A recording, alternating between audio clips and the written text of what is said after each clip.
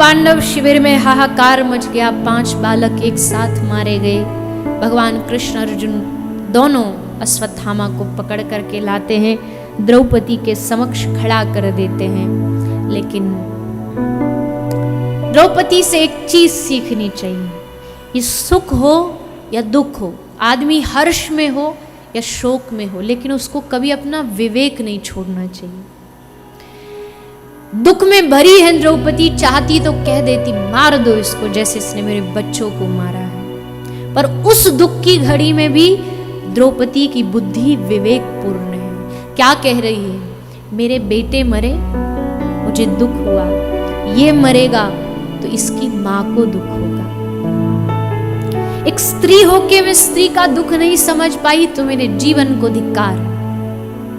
इसके मारने से मेरे पुत्र वापस नहीं आ जाएंगे, लेकिन इसको छोड़ दो, ये ब्राह्मण है, ब्राह्मण हत्या का पाप लगेगा, ब्रह्म हत्या का पाप लगेगा। भीम दादा थोड़े नाराज हो गए क्योंकि उन्होंने प्रतिज्ञा की थी कि हम इसको मार के रहेंगे और नहीं मारा तो हम भोजन त्याग देंगे। और भीम दादा को भोजन कितना प्रिय था वो तो सब जानते। भगवान ने कहा एकादशी करो, तो कहा प्रभु हमसे नहीं होगी, हम भोजन ही नहीं त्याग सकते और कुछ भी करा लो।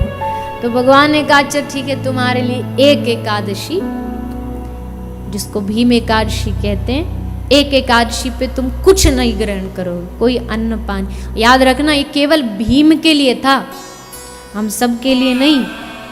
लोग कहते एक एकादशी कर लो और बाकी सब मत करो।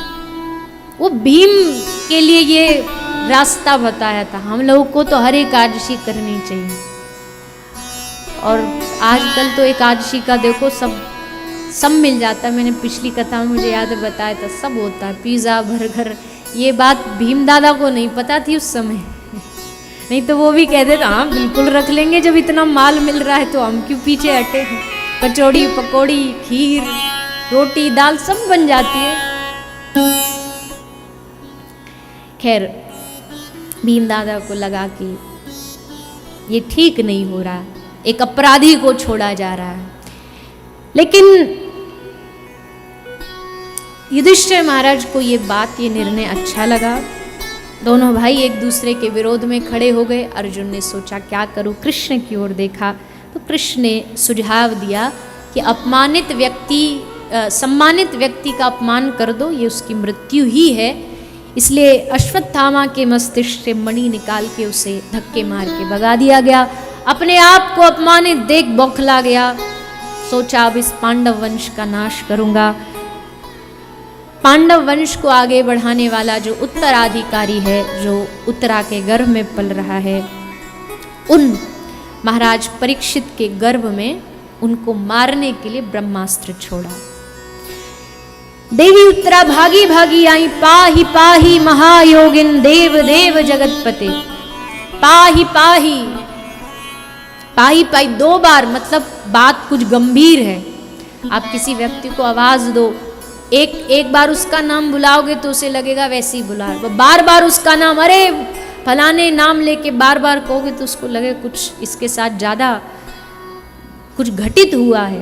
तो पाही पाही महायोगिन, हे प्रभु मेरी जो समस्या ये कोई साधारण नहीं है, साधारण व्यक्ति से टलने वाली भी नहीं, इसके लिए कोई महायोगी चाहिए जिसमें योग का बल हो। इसलिए महायोगिन, आप योगियों के योगी हो। देव देव जगतपते, उत्तरा के एक एक शब्द पर ध्यान दो। देव देव जगतपते, देव नहीं कहा, देवों के भी आप देव हो। अश्वत्थामा ने जो ब्रह्मास्त्र प्रहार किया वो एक देवता के द्वारा दिया गया है, एक देवता ने दिया है, और उस देवता के द्वारा दिए गए ब्रह्मास्त्र का इसने गलत उपयोग किया है। इसलिए अब कोई देवों का देव ही आकर के उसको इस पाप का अधिकार दंड दे सकता है। इसलिए देव देव जगत पते, आप कौन हैं? आप जगतपति हैं, जगत के पति। पति का मतलब क्या? पाति इति पति, जो आपकी सुरक्षा करे। पति का अर्थ होता है शब्द का जो आपकी सुरक्षा करे, जो आपकी रक्षा करे, जो देश की रक्षा करे, राष्ट्रपति। सभा का जो मुख्य हो, सभा की रक्षा करे, सभापति।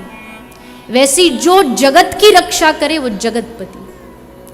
इसलिए देव देव जगतपते नान्यम त्वद भयम, हे प्रभु आपके अलावा मुझे कोई भी अभय देने वाला नहीं। मेरे भीतर जो भय, जो डर है, उसको निकालने वाला आपके अलावा कोई नहीं है।